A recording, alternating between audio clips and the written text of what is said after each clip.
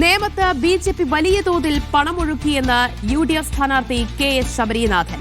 ആളുകൾ പണം വാങ്ങിയിട്ടുണ്ട് എങ്കിലും വോട്ട് ബി.ജെ.പിക്ക് ചെയ്യില്ല. യു.പി പൊളിറ്റിക്സ് ഇവിടെ നടപ്പിലാകില്ല. എല്ലാ വിഭാഗത്തിലുള്ള ആളുകളുടെയും വോട്ട് തനിക്ക് ലഭിച്ചിട്ടുണ്ട്.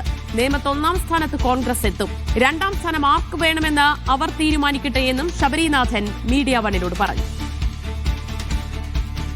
നേമത്തെ യു.ഡി.എഫ് സ്ഥാനാർത്ഥി കെ.എസ്. ശബരിനാഥ് ഇപ്പോൾ നമുക്കൊപ്പം ചേരുകയാണ്. തെരഞ്ഞെടുപ്പ് കഴിഞ്ഞിരിക്കുകയാണ്. എങ്ങനെയാണ് ആ ഒരു ആദ്യഘട്ട വിലയിരുത്തൽ? അതെ, നല്ല പോളിംഗ് പെർസെൻറ്റേജ് ആണ് നേമത്തെ 80.62. അത് തീർച്ചയായിട്ടും നല്ല വർക്ക് യു.ഡി.എഫിന് നടന്നിട്ടുണ്ട്.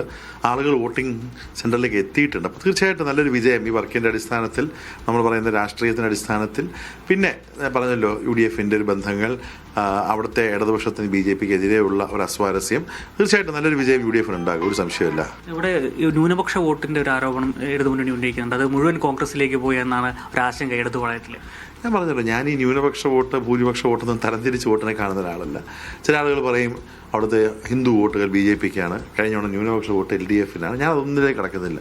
ഞാൻ എല്ലാവരോടും വോട്ട് ചോദിച്ചിട്ടുണ്ട്. വലിയ രീതിയിൽ പണവും മദ്യവും ഒക്കെ ബി.ജെ.പി ഉയർത്തിയെന്ന ആരോപണം ഇടതുമുന്നണി ഉന്നയിക്കുന്നുണ്ട്. അങ്ങനെ എന്തെങ്കിലും ഒരു ആരോപണം ഉണ്ടോ? തീർച്ചയായിട്ടും വലിയ രീതിയിലുള്ള പണക്കൊഴുപ്പ്. ഞാൻ മനസ്സിലാക്കുന്നത് ഇന്നലെ ആ പാപ്പനംകോട് ഭാഗത്തൊക്കെ അടിച്ചു വെച്ച ഫ്ലക്സ് വെറുതെ ഇട്ടേക്കുക. കാരണം ഒരു 10,000 ഫ്ലക്സ് അടിച്ചു വെച്ചിട്ടുണ്ട്. എന്നുവെച്ചാൽ ഉപയോഗിക്കാതെ ഇപ്പോഴും കെട്ടിക്കിടപ്പുണ്ട് ബി.ജെ.പിയുടെ ഫ്ലക്സ്. അത് വലിയ രീതിയിലുള്ള പണം പറഞ്ഞ അക്കൗണ്ടിലേക്ക് പൈസ ഇടുക, ആളുകൾക്ക് പല മേഖലയിലും 5,000, 10,000 ഓഫർ ചെയ്യുക.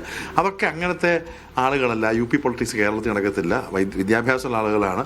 ചില പാവപ്പെട്ടവരൊക്കെ പൈസ വാങ്ങിച്ചാണ്, പക്ഷേ വോട്ടെന്തായാലും അവർ മതേതരജനിക്ക് വോട്ട് ചെയ്യത്തുള്ളൂ, സംശയമില്ല. 2 ഭാഗത്തെയും വോട്ട് കുറയും.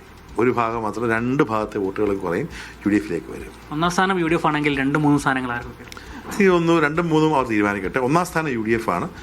എനിക്ക് 2ാം സ്ഥാനം അങ്ങനെയാണെങ്കിൽ ബി.ജെ.പി തന്നെ ആയിരിക്കും നല്ല വിശ്വാസം. ഇപ്പോഴും ബി.ജെ.പി നേതൃത്വം പറയുന്ന 2 മണ്ഡലം തിരുവനന്തപുരത്ത് അത് യു.ഡി.എഫ് കൊണ്ടുപോകും, എൻ.ഡി.എ കൊണ്ടുപോകും. ഒന്ന് നിയമവും അതുപോലെ കഴക്കൂട്ടം തന്നെ. എല്ലാവർക്കും അത് തന്നെ. ഇപ്പോൾ എല്ലാ പാർട്ടികളും അത് തന്നെയല്ലേ പറയുന്നത്, ജയിക്കണം എന്നല്ലേ പറയുന്നത്.